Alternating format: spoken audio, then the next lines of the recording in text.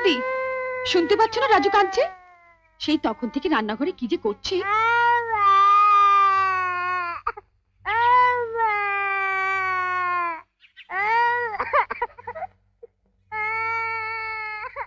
ও বর্দি, এক মা হয়েছে, ছেলের দিকে যদি এতটুকু নজর দেয়। কি হলো?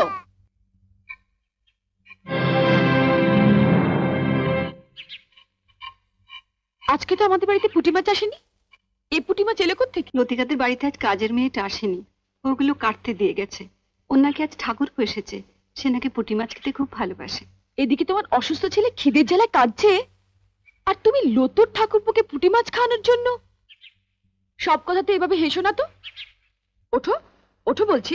তুই তো লতুকে চিনিস, এসে যদি দেখে মাছ কাটা হয়নি। সে আমি বুঝবো, তুমি হাত ধুয়ে ছেলের কাছে যাও। না ছোট, আমি কেটেই যাব। তোমার অসুস্থ ছেলে দিব্যি বর্দি, এর পরেও যদি তুমি একটা মাছও বটিতে ছোঁয়াও, তাহলে তুমি জানবে তোমার ছেলের গলায় বটি বসালে। এ তুই কি দিবি দিলি ছোট?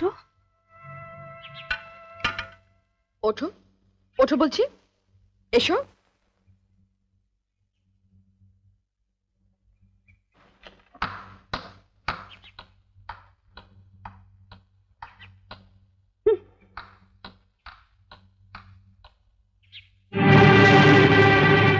বড় বৌদি, বড় বৌদি, ও বড় বৌদি।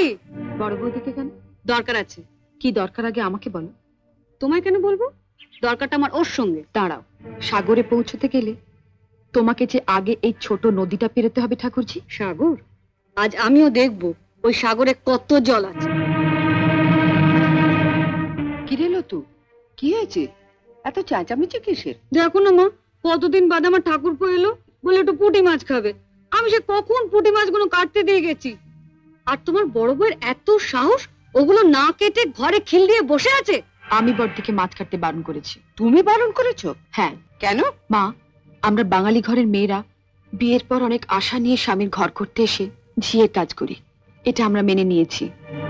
কিন্তু তাই বলে পাড়া প্রতিবেশীর বাড়িতে ঝি না এলে তাদের বাড়ির ঝিয়ের কাজও আমাদের করতে হবে? এটা আমি কিছুতেই মেনে নিতে পারবো না।